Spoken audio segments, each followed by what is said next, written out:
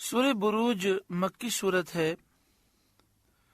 قرآن پاک کی ترتیب کے اعتبار سے اس کا نمبر 85 ہے۔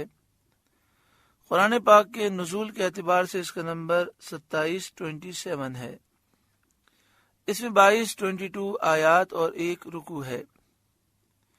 109 کلمات ہیں اور 465 حروف ہیں۔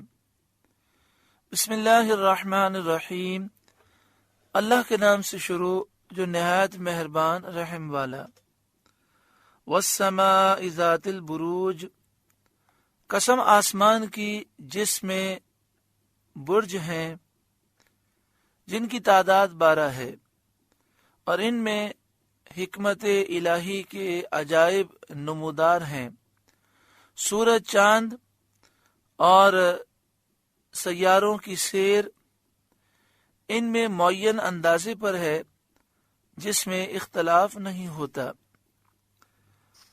والیوم الموعود، اور اس دن کی قسم جس کا وعدہ ہے اور وہ قیامت کا دن ہے۔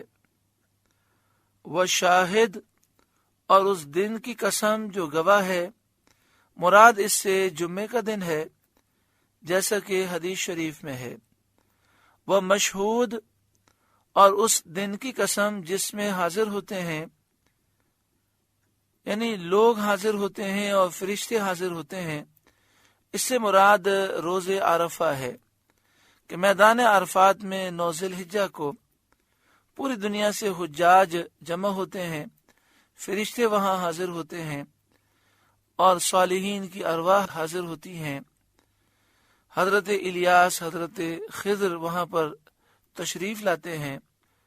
اللہ تعالی ہمیں بھی اس سال میدان عرفات میں حج کے موقع پر حاضری نصیب فرمائے اور حج مقبول و مبرور نصیب فرمائے، ہر سال یہ سعادت نصیب فرمائے۔ قتل اصحاب الاخدود، کھائی والوں پر لعنت ہو۔ یہاں کھائی والوں سے کون لوگ مراد ہیں؟ اس کے بارے میں مروی ہے کہ پہلے زمانے میں ایک بادشاہ تھا۔ جب اس کا جادوگر بوڑھا ہوا تو اس نے بادشاہ سے کہا کہ میرے پاس ایک لڑکا بھیج جسے میں جادو سکھا دوں۔ بادشاہ نے ایک لڑکا مقرر کر دیا۔ وہ جادو سیکھنے لگا۔ راستے میں ایک راہب رہتا تھا جو آسمانی دین کو ماننے والا اور شریعت کے مطابق زندگی بسر کرنے والا تھا۔ تو وہ لڑکا اس کے پاس بیٹھنے لگا اور اس کا کلام اس کے دل نشیں ہوتا گیا۔ اب آتے جاتے اس نے راہب کی صحبت میں بیٹھنا مقرر کر لیا۔ ایک دن راستے میں ایک مہیب جانور ملا، خوفناک جانور۔ لڑکے نے ایک پتھر ہاتھ میں لے کر یہ دعا کی کہ یا رب، اگر راہب تجھے پیارا ہو تو میرے پتھر سے اس جانور کو ہلاک کر دے۔ وہ جانور اس کے پتھر سے مر گیا۔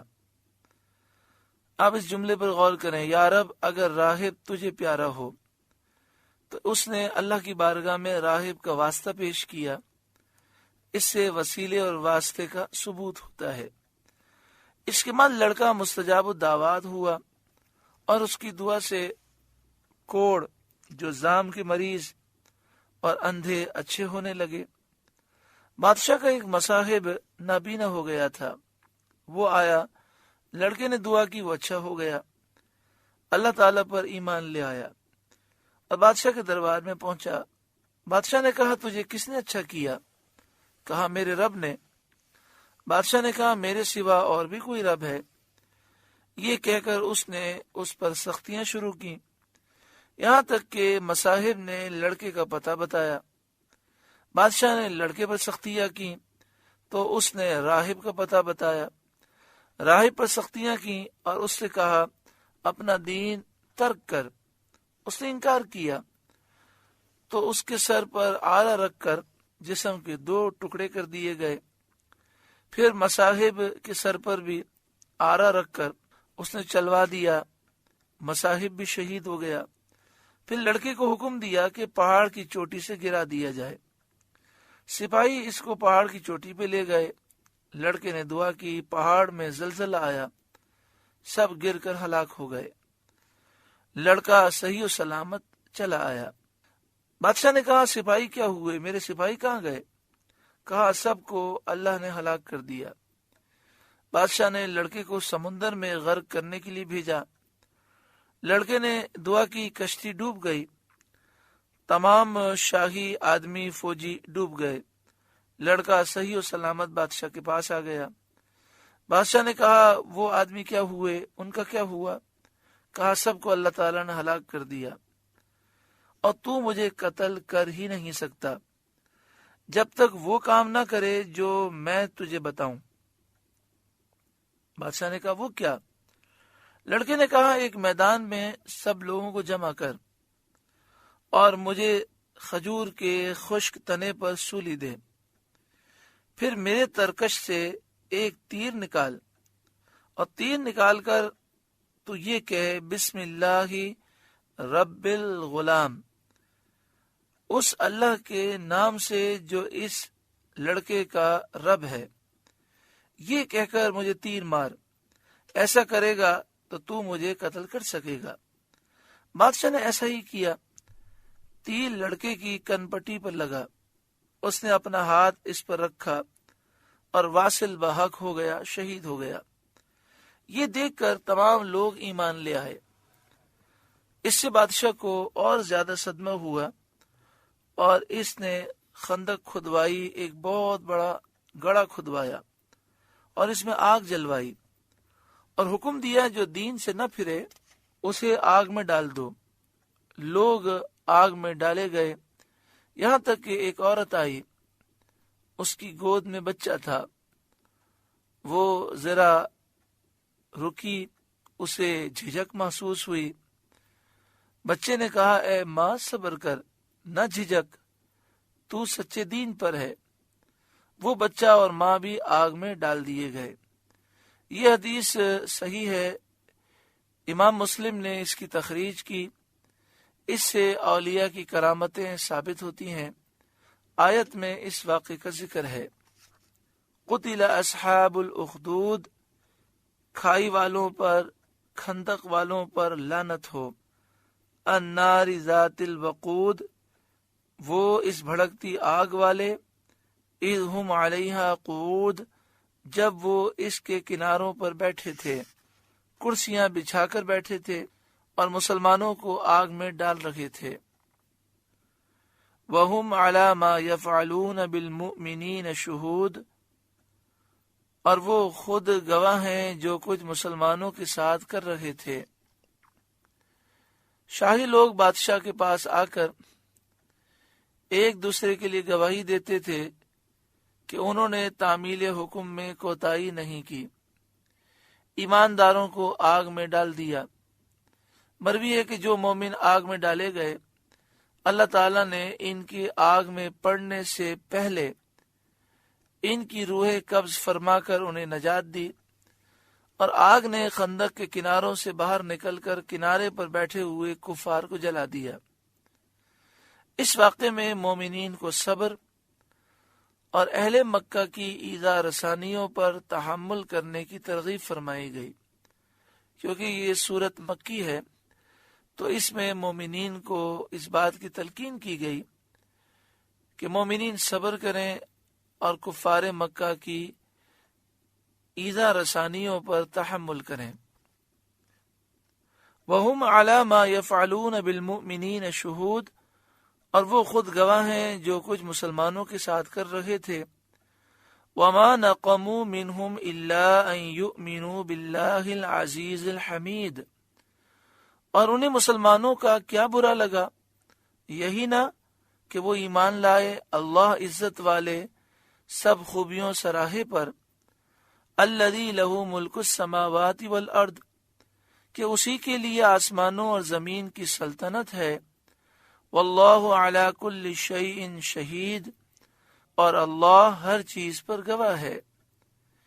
ان الذین فتنوا المؤمنین والمؤمنات، بے شک جنہوں نے ایذا دی مسلمان مردوں اور مسلمان عورتوں کو، یعنی مسلمان مردوں اور عورتوں کو آگ میں جلا کر تکلیف دی، ثم لم یتوبوا، پھر توبہ نہ کی اور اپنے کفر سے باز نہ آئے، فلہم عذاب جہنم، ان کے لیے جہنم کا عذاب ہے، آخرت میں جہنم کا عذاب ہے ان کے کفر کے بدلے میں، وَلَهُمْ عَذَابُ الْحَرِيقِ، اور ان کے لیے آگ کا عذاب ہے۔ آگ کے عذاب سے مراد دنیا میں آگ کا عذاب ہے کہ اسی آگ نے انہیں جلا دیا، یہ بدلہ ہے مسلمانوں کو آگ میں ڈالنے کا۔ ان الذین آمنوا وعملوا الصالحات، بے شک جو ایمان لائے اور اچھے کام کیے، لہم جنات تجری من تحتها الانہار، ان کے لیے باغ ہیں جن کے نیچے نہریں رواں دواں ہیں، ذالک الفوز الکبیر، یہی بڑی کامیابی ہے۔ ان بطش ربک لشدید، بے شک تیرے رب کی گرفت بہت سخت ہے۔ اللہ اکبر۔ اللہ تعالی ہمیں معاف فرمائے، ہر غرور، تکبر اور ہر فخر سے اللہ محفوظ فرمائے۔ ان بطش ربک لشدید، بے شک تیرے رب کی گرفت بہت سخت ہے۔ جب وہ ظالموں کو عذاب میں پکڑے تو اس کی گرفت بڑی سخت ہے۔ انہ هو یبدئ ویعید، بے شک وہ پہلے کرے پھر کرے،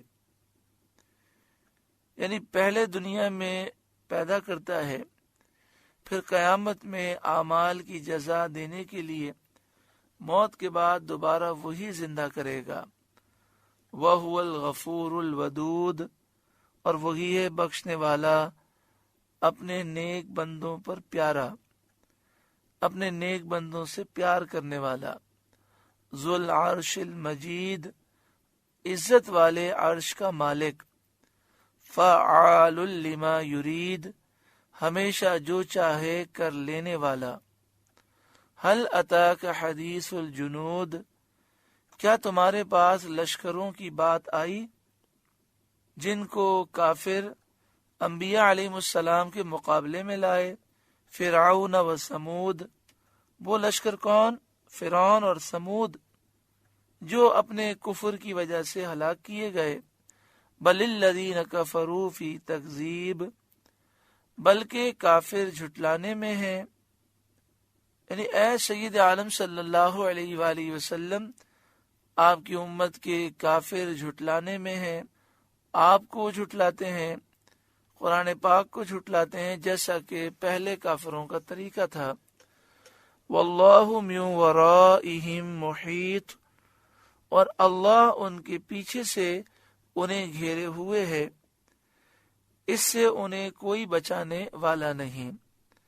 بل ہوا قرآن مجید، بلکہ وہ کمال شرف والا قرآن ہے، فی لوح محفوظ، لوح محفوظ میں ہے۔ سورہ بروج کا درس مکمل ہوا۔ اللہ تعالیٰ اس سورہ مبارکہ کی نصیحتوں سے ہمارے قلوب کو روشن فرمائے، ہمیں عمل کی توفیق عطا فرمائے۔ اللہ اللہ اللہ